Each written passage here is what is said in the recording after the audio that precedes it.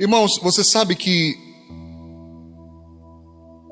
no tempo do profeta Samuel, quando ele ainda era pequeno, ele não tinha assumido o seu ministério, o sumo sacerdote Eli tinha 2 filhos chamados Ofni e Finéias.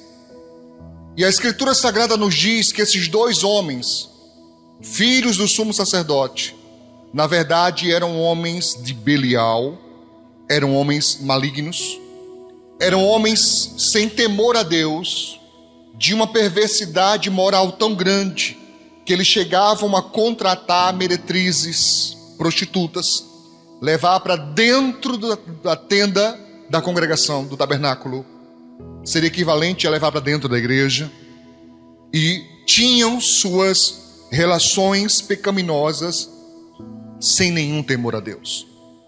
E ele, mesmo sendo fiel a Deus, ele não repreendia os seus filhos, ele não tomava uma decisão, e o Senhor Deus falou através do pequeno Samuel, dizendo que chegaria o tempo em que Deus julgaria a casa de Eli, e não mais haveria sacerdotes, porque ele era descendente direto do sumo sacerdote Arão.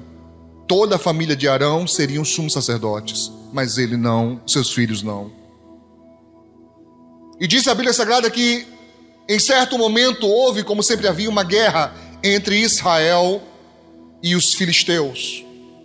O povo filisteu, que ainda hoje tem descendentes, você sabe quem são? Os descendentes dos filisteus? Pergunta ao teu irmão, você sabe quem são? São os palestinos. Eles são descendentes dos filisteus. Então você veja que o ódio a Israel é antigo, é muito antigo. E os filisteus, uma vez mais, lutaram contra Israel, mas dessa vez, como o sumo sacerdote estava mal, emocionalmente abalado, fisicamente debilitado, e os seus substitutos, que eram os filhos, estavam em pecado, Deus não agiu pelo povo. E aconteceu a primeira vez da arca de Deus, que era sempre levada para as batalhas, ela ser tomada. Eles tomaram a arca. Você está me entendendo? E diz então a Bíblia Sagrada que eles pegaram a arca do Senhor e levaram embora para a terra dos filisteus. 1 Samuel capítulo 5 diz assim, a partir do verso 1: Os filisteus, pois, tomaram a arca de Deus e a trouxeram de Ebenezer. Isso é interessantíssimo, pois significa Ebenezer, até aqui nos ajudou o Senhor. Para mim isso é muito simbólico. A arca ser tomada exatamente da cidade, do lugar chamado Ebenezer, do lugar chamado até aqui nos ajudou o Senhor. Porque simbolicamente é como se dissesse, daqui para frente, não mais. Amém? E levaram até Asdod. E tomaram os filisteus a arca de Deus, e a meteram aonde? Na casa de Dagon, e a puseram junto a Dagon. Levantando-se, porém, de madrugada, os de Asdod, no dia seguinte, e eis que Dagon estava como? Caído, com o rosto em terra, diante da arca do Senhor. E tomaram a Dagon e tornaram a pô-lo no seu lugar. E levantando-se de madrugada, no dia seguinte pela manhã, eis que Dagon jazia caído com o rosto em terra, diante da arca do Senhor, e a cabeça de Dagon e ambas as palmas de suas mãos estavam cortadas sobre o limiar. Somente o tronco ficou a Dagon.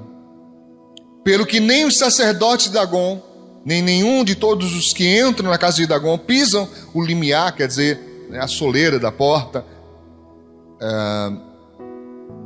até o dia de hoje. Verso 6. Porém a mão do Senhor se agravou sobre os de Asdod, e os assolou, e feriu de quê? De hemorroidas. Algumas versões está tumor, outras versões está tumores em suas partes íntimas. Tá assim a sua?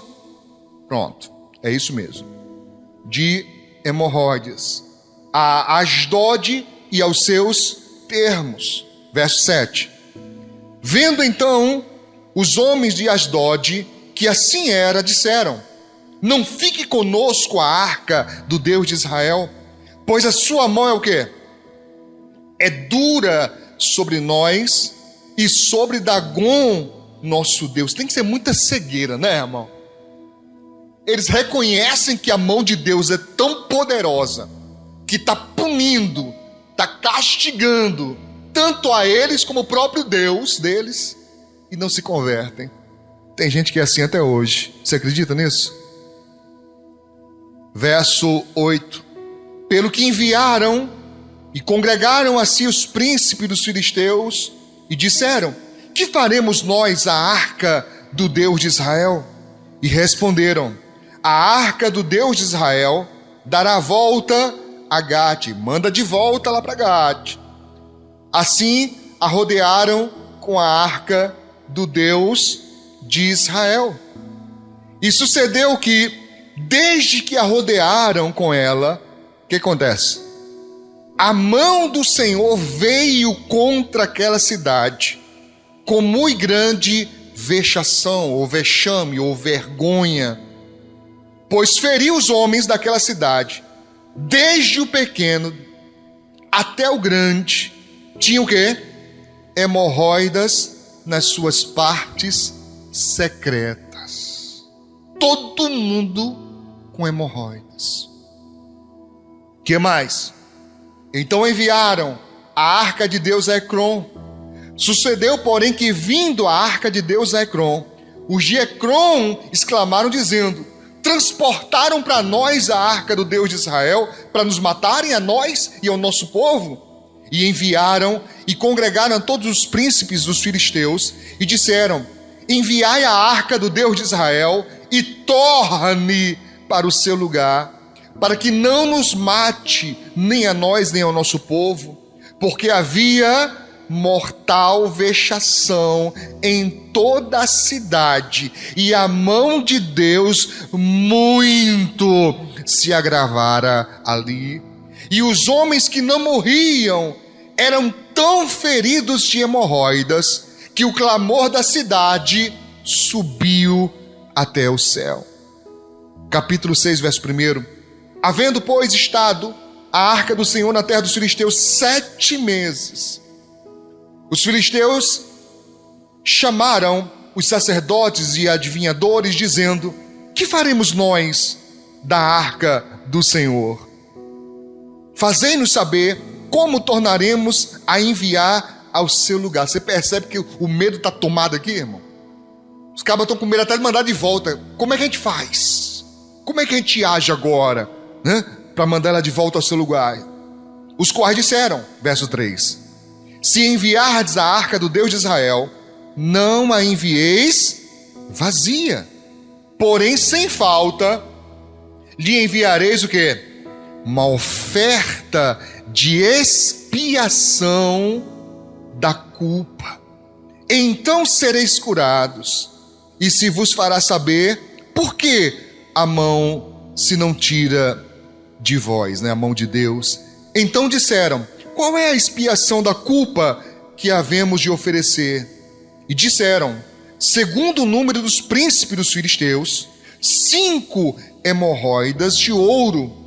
Devia ser muito bonito.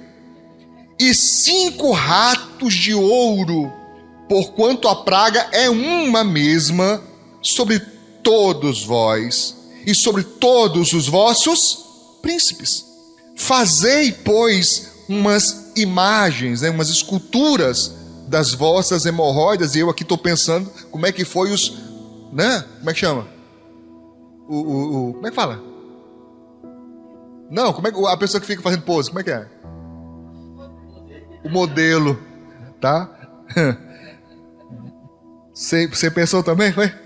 Pensou, eu sei que pensou. Antes de passar para o próximo vídeo, você poderia ajudar o nosso canal a alcançar mais pessoas com a Palavra de Deus? Se ainda não é inscrito, se inscreva no botão abaixo, escrito, inscreva-se. Você não paga nada por isso e ainda nos ajuda a divulgar a mensagem. Deixe o seu like e qualquer comentário, mesmo que seja só um amém mesmo. Isso faz com que a plataforma envie esse vídeo para muitas outras pessoas.